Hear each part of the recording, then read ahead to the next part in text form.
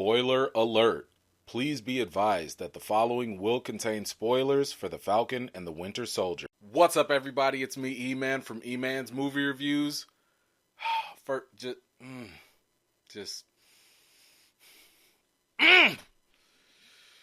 We got a Captain America, folks.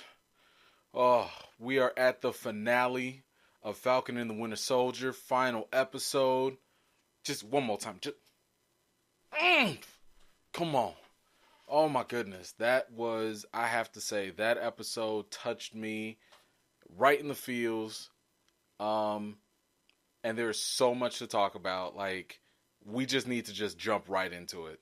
Karli and the Flag Smashers have taken the GRC and government officials captive. Sam is on his way to the building and gives Bucky a heads up that backup is on the way. We then see Sharon Carter show up in disguise. Sam channels his inner Stone Cold Steve Austin and breaks the glass to make a dramatic superhero entrance. He basks in the light for all to see his brand new Captain America suit, just like a kid on their first day of school in a fresh new outfit. Karli tries to sway Bucky, but he's not falling for it. Sharon places a mercury vapor bomb to stop one of the Flag Smashers. Many of the hostages are taken to a helicopter that is hijacked by a Flag Smasher. Out of nowhere, Batroc the Leaper attacks Sam. Sam pops him with the shield and dashes out of the window. He coordinates a daring maneuver to rescue the hostages from the helicopter. Okay, we have got to talk about this new suit. Personally, I am loving it. I do really like it. I mean, this is right in line with the comics, and it's got some nice similarities to the previous Captain America suits too. That boy is out here looking mighty clean with that crisp red, white, and blue. I would also say that in true Marvel fashion, we have to remember that this is only the very first suit. Marvel usually likes to give suit upgrades and new versions of suits over time, so I'm pretty sure that they will improve on it in the future. Now, I've been hearing a couple mixed reviews from people online about how the suit looked and how they felt about it, so let me know in the comments, how did you like the new suit? Do you like it? Are you not feeling it? Let me know. Now, when Sam crashed in, we heard that theory pop up again that Steve Rogers was actually on the moon. Alright, so in my opinion, I think that this is actually true. Because again, Marvel's not going to keep hinting at something if there's not something there. I think that they're trying to play it off as like a running joke, but sooner or later, we're just going to find out that no, he really was on the moon. And my guess is that he's probably out there helping Nick Fury. He's probably helping Sword, dealing with maybe the secret invasion and all these other missions that are going on. And this would actually be in line with the comics. I want to say it was like the Secret Avengers or something like that. But basically, Old Man Steve Rogers, was still heading missions and doing things, even though he didn't have the super soldier serum at the time. And he was just kind of leading just undercover operations behind the scenes. So I know that they're trying to play this off as a joke, but don't be surprised if, this actually pans out. And by the way, in case you didn't know, Marvel is working on another Captain America movie. It was reported that this is going to be a separate one that is going to focus on Chris Evans, Steve Rogers. And I mean, come on now. What have I been saying from day one? This is a negotiation tactic, right? When he's like, I'm not going to come back. I'm not done. Whatever. That's just a way for you to kind of jack up your price and all. Because what have I been saying? Chris knows where the money resides. Now, there was also a moment when Bucky was talking to Karli on the phone, and he mentioned how he had been fighting in big wars before and he failed twice. I think that was really just a callback to him fighting in World War II and his death in Infinity War. Now, back to Sam, we have to talk about his brand new tech. Straight from the motherland of Wakanda, they gave this man a fresh pair of vibranium lemon pepper wings. Now, the first pair of wings he had in the earlier episodes, they were cool and all. I mean, they were bulletproof, but they weren't vibranium. And we noticed the sheer difference of that when he stuck those wings in the ground and deflected an entire helicopter. I mean, that is seriously no joke. And Red Wing came in with some serious boosts in power as well. Look, I just feel like Wakanda's out there like Beyonce, Let me upgrade you, partner, let me upgrade you. But hold up. We can't let Sam off the hook yet. Bro, you came in with the nice superhero entrance and everything. And you still out here getting your butt whooped in these fights? My man, what was all that training for? You had a whole Rocky montage doing all the running and the push-ups and all that. Bro, let me tell you something. You better stop doing all these handstands and start learning how to throw these hands, okay? But I will give him props, though. He did a nice, dope little shield stomp, when he popped Batroc in the face. So I'll give you that. Karli is trying to escape with the hostages, but Bucky catches up with them. The Flag Smashers set the truck on fire as a diversion. Meanwhile, Captain Colonizer hits the scene with his aluminum tin shield to confront Karli. He tosses his Home Depot shield at her, but she just kicked it away, voiding any hopes of him getting a refund. Bucky rescues the hostages and quickly rushes to the aid of Captain Save-A-Lot. After getting some help, Walker starts to fight with Karli, only to get whooped again. As she and the other Flag Smashers make their escape, the armored truck and hostages are about to fall. Making a split decision, Captain Cock-A-Doodle-Doo throws his janky shield away and tries to pull the truck to safety. The Flag Smashers interfere, and before the truck could fall, Sam Wilson is seen pushing the truck to safety with all the witnesses there to cheer him on. Now, in that scene, there was a moment where they talked about, you don't think that Lamar's life matters. I think that was just a quick little reference. Again, it's subtext, right? Like, it's just that little subtle stuff that they're throwing in there. I think they were just kind of mentioning that in homage to the whole Black Lives Matter movement. I don't know if it was anything deeper than that, but I think that was the direct reference they were going for. But this moment of Walker dropping his shield and running for the truck, that's something we do need to pay attention to. This is showing us the signs that he's not completely all gone, meaning that he's not fully redeemed or anything like that, but he is more of an anti-hero now. He still believes in doing the right thing, but he goes about it in jacked up ways. And that is consistent with his character from the comics too. So don't be surprised if we see him show more glimpses of actually being a little bit more decent. Now in these scenes, we also saw Sam just be on full display as the new Captain America doing heroic feats. Saving the helicopter and now the truck with hostages, he's getting all the right press at the right time. The thing to take away here is that this is where some of the divide is going to begin. We see that people are cheering him on now, but later we'll talk about why even these acts probably won't matter for others. Now I do want to address the comment of the older black man when he referred to Sam as the Black Falcon. We saw this reference also in episode 2 when Sam first went to Baltimore and he talked to the little kid. I noticed it before, but I didn't address it in my previous breakdown video. Now, I wasn't initially aware about this, but it wasn't until I actually talked to some old school black comic fans who, were around during the 70s, and they kind of gave me a little bit more backstory. And what ended up happening was, like, Falcon, when he was, in the comics and everything, just everyday comic book readers and fans would address him as Black Falcon. And a lot of that had to do with the fact that, back then in the early days of comics, black characters were just addressed with the black label. So, like Black Goliath, Black Panther, Black Manta, etc. So it was really easy for people to just kind of like run with the idea that, oh, this is a black character, so it must be Black Falcon. And oftentimes back then, people had to be corrected like, no, it's not Black Falcon, it's just Falcon. Now, part of this also could have been Sam's avoidance in having race be a factor for him.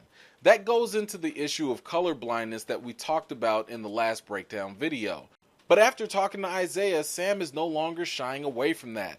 Anyway, now we see similar situations with the Black Falcon label from an older black man no less. But he's being instantly corrected that this is actually just Captain America. And that was Marvel's not so subtle way of just letting the audience know that not only has Sam acknowledged and embraced the mantle, but so have other people as well. Karli and the Flag Smashers enter a tunnel to escape. Cap goes one way to engage with Karli and Bucky and Walker go another. Karli runs into Sharon and the two hold each other off at gunpoint.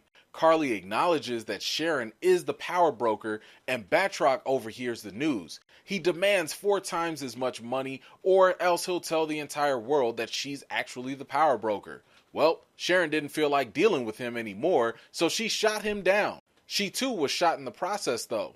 Meanwhile, Bucky and John intercept the fleeing Flag Smashers and hand them off to the police. Back under the tunnel, Sam intervenes and tries to hold off Karli's attacks. She picks up a gun ready to shoot him, but Sharon shoots her down instead. Karli dies in Cap's arms. Well, what do we have here? Did they just reveal that Sharon Carter is the power broker?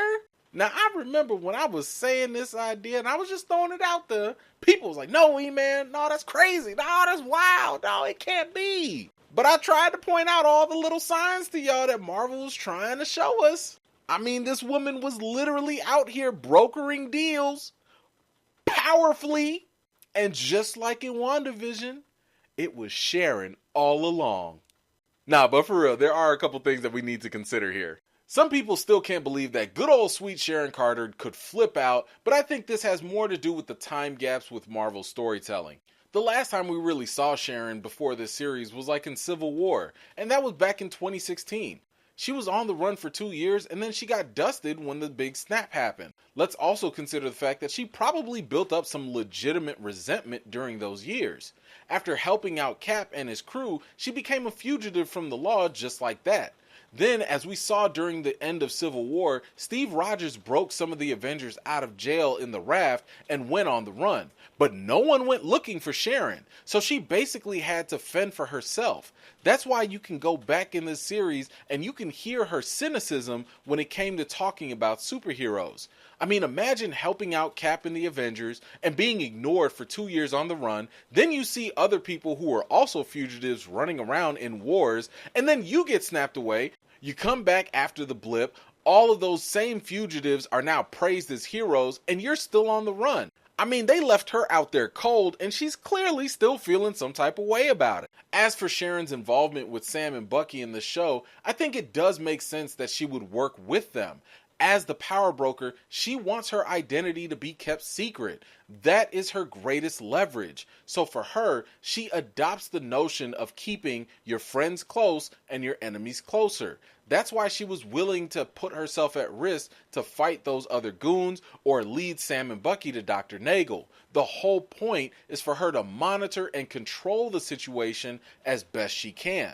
Now, one other thing to consider is the fact that maybe there's some additional information about Sharon or the power broker or whoever in the Black Widow movie. So that does take place, I want to say, a couple months after the events of Civil War. So maybe we learn some other things in there. I don't think Sharon Carter's in that movie, but again, maybe the power broker is a thing. Maybe we find out who the power broker is working with. I don't know. But again, there could be some gaps there that the movie Black Widow could fill out. But anyway, how do you feel about the fact that, well, Sharon is the power broker?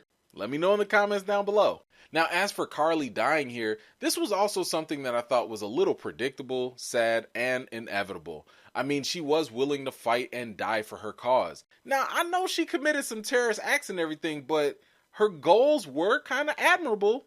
Sam carries Karli's body to the EMTs. He encounters a group of press and talks to the GRC representatives. They tell him that they will reset the borders and relocate those people who were displaced from the blip. He gets really frustrated and calls them out on labeling the Flag Smashers and others as terrorists.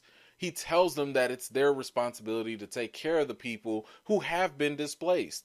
When the senator pushes back and says that it's too complicated and Sam just doesn't understand, Sam reminds him that he's a black man in America wearing the stars and stripes. He acknowledges that he also knows that millions of people will hate him for taking up the mantle just because he's not the super serum, blonde-haired, blue-eyed version of Captain America that they're used to. As he says all of this, Isaiah Bradley and Torres and many others watch on. Sam continues to remind the GRC that they control the banks, they move borders, and wield a ton of power at their disposal. He also alludes to the fact that they should have better representation when they are making those decisions. He tells everyone to do better and concludes his after-school special speech.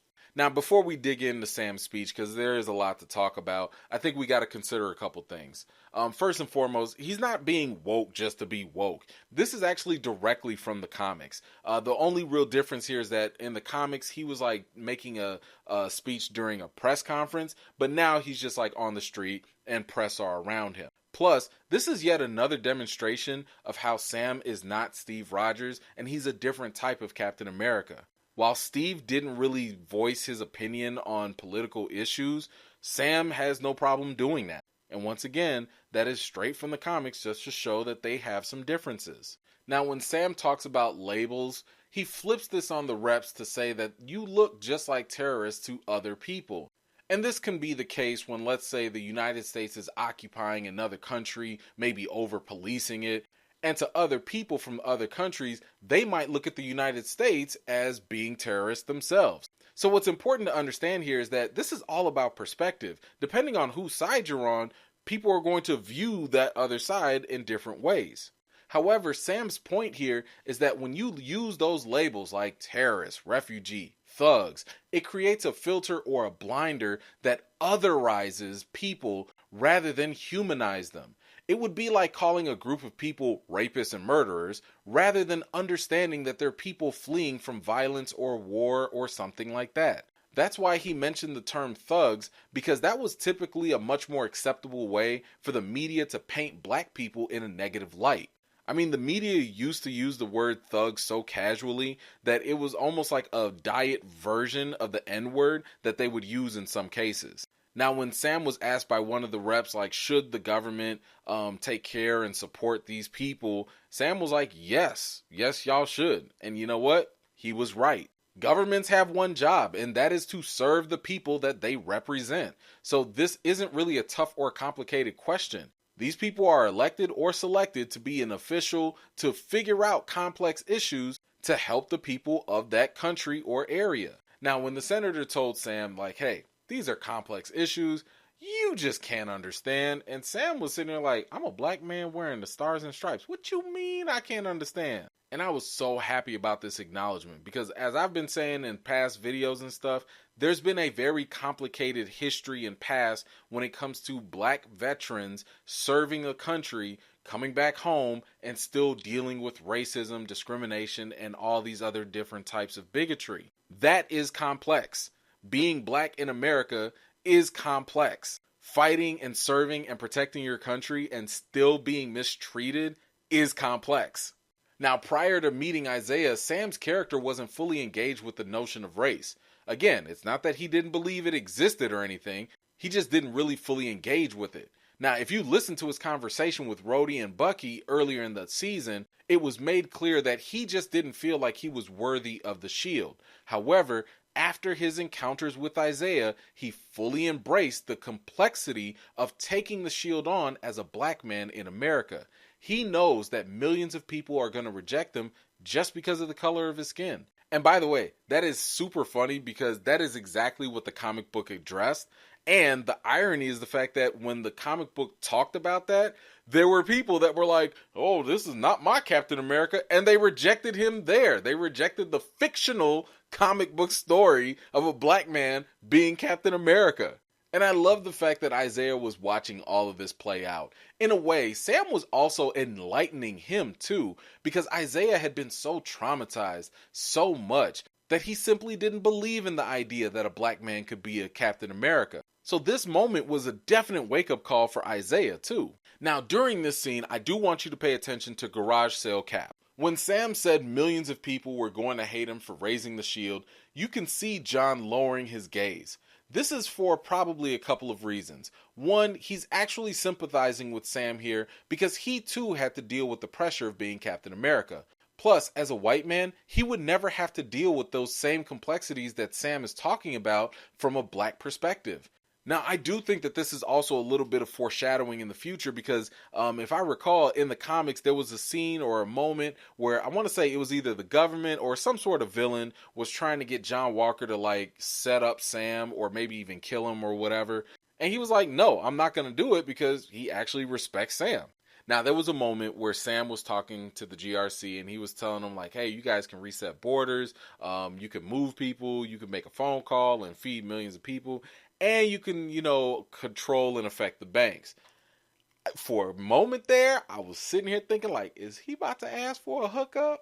I'm just saying, Sam be sitting here talking about like he knows people and everything. And he did get declined by the bank earlier on. I just thought he was going to pull him to the side and be like, hey, think you could help a brother out? I mean, you see the way my bank account is set up, I got a checking and a savings. And, Anyway, when Sam started talking about all the powers that the GRC had, he also mentioned that it's about who's in the room when those decisions are being made. He's talking about equity. He's talking about simply giving people a seat at the table because, once again, this boils down to perspectives. We all come from various backgrounds and we each carry a unique worldview and opinions. If the rooms where the biggest decisions that are being made are only filled by people with a singular perspective and one view, then you run the risk of being far too biased. In other words, you're going to have some serious blind spots. I mean, this is kind of like having a room full of decision makers, but they're all men trying to figure out how to fix women's problems. Or a room full of white people trying to figure out black people's problems. What's important is to bring everyone together to get all sides and voices heard, because diversity typically brings about the best result one way or another. And that is what Sam was trying to get the GRC to understand. And I love the fact that Sam humanized Karli in her death here. Sam asked if any of the reps even bothered asking why Karli would go through such great lengths. People were risking their lives just to stop their actions. Imagine if Karli or other people who were displaced might have been involved in the GRC decision making. If one of those people in those camps might have actually been in the room with those decision makers, there probably wouldn't even be a Karli in the first place. And Sam was even more right to say that they definitely don't want to see a Karli 2.0 either. Now, this moment with Sam is exactly what I was hoping for, and that's for him to tap into his real superpower, and that's being like a counselor for vets and stuff, right? Because he has this really cool ability to be empathetic and to communicate that to other people so that they can feel the same. So in comparison, while Steve Rogers might motivate people, Sam Wilson inspires them. He reminds everybody about their common struggle and basically to do better. Now, I know for some people this scene might have come off as corny or cheesy, but it doesn't make his words any less real or true. This show has spent a lot of time sending subtle messages here and there, but this was one of those moments where they just had to come right out the gate and make things loud and clear. And you know what? I think they accomplished that goal. So, what did you think about Sam's speech? Let me know in the comments down below. A security guard tells Sam that they found the flag smasher that fell from the helicopter and asks Cap for his help. He says, "Hells yeah," and flies off. The rest of the flag smashers are being transferred to the RAF in the armored truck. That is until the Russian Alfred blows it up.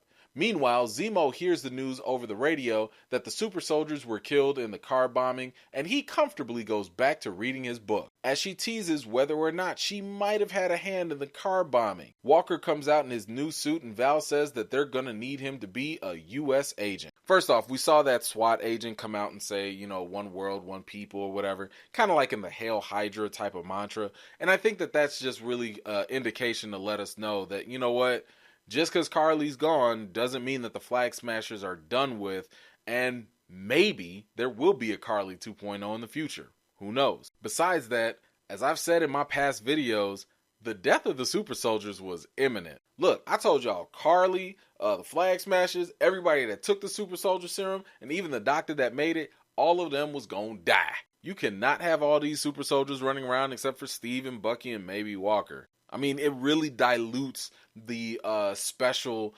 uniqueness of those that have it. So you cannot have all these super soldiers running around. And look, even that little super soldier that Sam is about to go capture, he's going to die too. Mark my word, he's going to die. And this right here brings us right back to one of the best villains in the MCU, and that is Baron Zemo. Even from jail, this man was not going to be deterred from accomplishing his goal. He said from the very beginning, he's not going to stop until he kills all those super soldiers, and he was true to his code. He didn't care about nothing else. Why? Because this man has been playing chess while everyone's been playing checkers. Bucky visits Yuri's apartment and finally confesses to him the truth about the murder of his son. We see Yuri back at the sushi bar, but seemingly in a much more peaceful state. Bucky looks on with a satisfied look on his face. He also leaves his former therapist a thank you note and the completed notebook with all the names crossed off of his list for amends. Now, in the first episode, when we first saw the big reveal that it was really the Winter Soldier that killed Yuri's son and, like that whole development and everything, I think that we were all just really anticipating this moment where it was going to be super dramatic And, Bucky was going to make this confrontation with him and reveal the truth. And it was just going to be super emotional. And, I mean, I felt a little cheated, to be honest with you. Like, I felt like they kind of rushed this scene a little bit. I'm just saying, like, maybe 10, 20 more seconds of maybe Bucky and Yuri hashing it out and, I don't know, crying it out or something. I mean, this was something that we was like waiting on since the first episode, and I felt like they just kind of rushed it a little bit. Either way, I am glad that Bucky took Sam's advice and basically he was told to do the work, and that's what he did. By giving Yuri the closure that he needed, that ended up being a way of fulfilling something that was empty inside of Bucky. By being of service to others, it does something for you. And Bucky found peace with that. Jumping over to Sam in Baltimore, he pays a visit to Isaiah Bradley. Sam acknowledges the fact that as a black Captain America, he knows that black people built, fought, and died for this country, and that is one of the reasons why he'll continue fighting to represent it. He takes Isaiah and Elijah to the Smithsonian Museum. He brings them to another room where Isaiah's statue is placed, and along that is a plaque that documents the truth of his experiences. Isaiah hugs Sam, thanking him for the gesture. Look, I gotta say this. Gosh, this scene really hit me, hard in the feels. Like just going back to it and rewatching it doesn't make it any better. I was just, man, it just makes your eyes kind of slippery. I'm sitting here thinking like, yo, Marvel, I did not give you permission to put water in my eyes. What are you doing? Please stop. There's something about seeing an older black man get emotional that it hits me right there in the feels, and even if it doesn't do that for some people, maybe it doesn't hit you. That's fine. That's your prerogative. For me, it does only because as a man, as a black man, in my experiences, in my observations, black men have to be tough. We can't show emotion, and if we do, we're soft, and this and this. So like, just seeing someone who was so hardened by trauma, by pain, like Isaiah, be vulnerable in that moment, it was moving. God, okay, all right, here it goes. All right, sorry, excuse me. It was just, sorry. Okay. It was just a lot. And I love this scene. This scene was just done very well. I loved what they did with it. And it was powerful. It was powerful to me. Now, when Sam went back to visit Isaiah again, you guys noticed how Elijah Bradley called him the Black Falcon, right? I'm glad that Sam checked him by telling him to learn some manners. What he should have done was tell him to go back to the gym and work on his broke jumper, because we did not forget about that broke airball, G. We didn't forget. Isaiah acknowledged and praised Sam for what he did and said that he wasn't like a Nelson Mandela, Malcolm X, or Martin Luther King Jr. And even though Isaiah doesn't think that Sam is on the same level as those great civil rights leaders, the implication here is that Sam could be on the same path by being as inspirational as they were. As mentioned before, Sam is also fully acknowledging the complicated and messy past when it comes to repping the Shield. Now he's more informed about the sacrifices Isaiah and others went through, not just for the Shield, but for America. What's also happening here is that Sam is giving Isaiah's torment, trauma, and pain another purpose. I think one of the reasons why Isaiah was so bitter was because he fought for America and America did him dirty by throwing him into jail and tormenting him for decades. However, now with Sam taking on the Shield, Isaiah's experiences are not without merit. They're not without meaning. It doesn't absolve or justify what happened to him and other black vets at all, but it does add possibly a little bit more comfort in knowing that it wasn't all for nothing. And I love that, because what is the point of serving your country as a veteran or as a black person fighting against centuries of racism if it were not to bring about a better future? We wrap up with Bucky having an official invite to the Black Cookout and playing around with his future stepkids. In a post-credit scene, we see Sharon being pardoned by the government and getting her CIA job back. She makes a phone call to an unknown party, acknowledging that she now has access to government weapons, secrets, and more. Let me tell you something. Bucky has been to Wakanda, and he's now got an invite to the cookout. It's official, people. When the next racial draft happens, the black delegation will be selecting James Bucky Barnes, aka the White Wolf, with the first pick of the draft. And you know it's true. But also take notice of the fact that now Bucky is walking around with his arm exposed. He's not hiding the metal arm anymore, which means that he's finally in a good mental place and not burdened with the shadows of the past in being the Winter Soldier. Now, we have Sharon as the power broker, and it could mean a couple of different things. I know the more fantastic theory is that maybe, just maybe, she's a Skrull in disguise. Now, as I've said with WandaVision, when it comes to theories, we can speculate, but with no weight. Don't put a lot of weight into any of those theories, so that way we don't get disappointed in the end. Now, there is, of course, another very simple possible explanation that's going on here, and that's usually the simpler route which Marvel likes to take, and she's just out here power brokering. Now, my guess is that this is going to tie directly into the other Disney Plus series, Armored Wars, starring Don Cheadle, War Machine. And it's going to involve a lot of the Stark Industry weapons and stuff being stolen or, sold on the black market. So maybe Sharon is the one that's getting access to these things, and War Machine is the one that's going to have to go out and stop it all. So maybe we just got our tie-in right here. Anyway, that's all for Falcon and the Winter... Captain America and the Winter Soldier.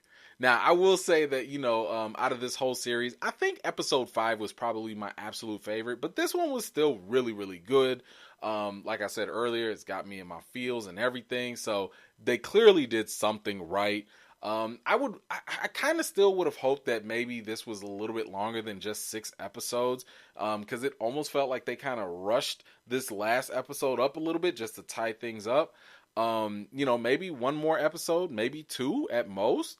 I certainly would have loved to see more of Sam's story and development happen. I mean, correct me if I'm wrong, I don't think we got one flashback with Sam. I would have loved to see like a young Sam deciding to go into the Air Force instead of staying and helping out with the family business.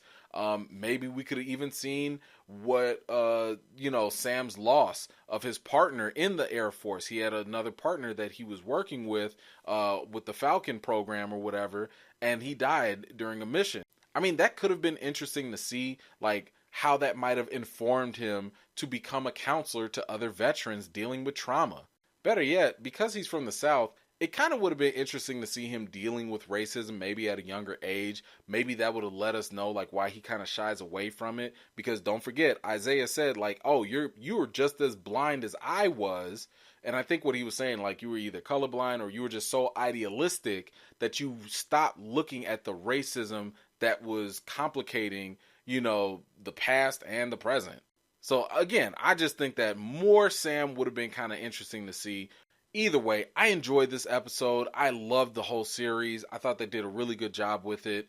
And in case you didn't know, it has been reported that a Captain America 4 has been greenlit, which is going to feature Sam Wilson's Captain America, and Malcolm Spellman, the head writer and producer. He will also be returning as well. So that's going to be interesting to see, and I still hope that we get a scene with the young Isaiah Bradley whooping the Winter Soldier's tail. Anyway, what did you think about this finale, and what did you think about the season? Are you excited for the new Captain America 4 movie that's coming out? As always, let me know in the comments down below. Look, thank you all so much for taking this journey with all these breakdown videos. And of course, thank you all that have jumped on the live videos every Friday to, just talk about it and react to the show. It has been such a beautiful experience. I've loved every minute of it with you guys. And of course, a special thank you to all of you that have supported me and this channel financially as well. I can't tell you this, none of this would be possible without your help and your support. And I am forever, forever grateful to you all. So thank you so much. Next Friday, I will be doing another live video. And we're going to be talking about the Amazon series, Them. Ugh. Yeah, I'm finally gonna be in a place where I guess I could talk about it. I did not do a review, not gonna probably do a full breakdown, but I will give my thoughts, probably review it during the live for you guys. And then we could kind of talk it out and hash it out there as well. So I'd love to see you guys again. That'll probably be Friday, 7 p.m. Central Standard Time. Now, if you're new here and you like what you see, please give this video a thumbs up, subscribe, and go check out some of my other videos. Matter of fact, you can go check out my newest video, which was a theory that connects WandaVision to Avengers Endgame. Check that out and let me know what you think about it. Anyway, that's all I got for today. Again, thank you so much for showing up and being here and watching my video. I've got more videos and reviews to do for you all, and until next time, I'll see you all later.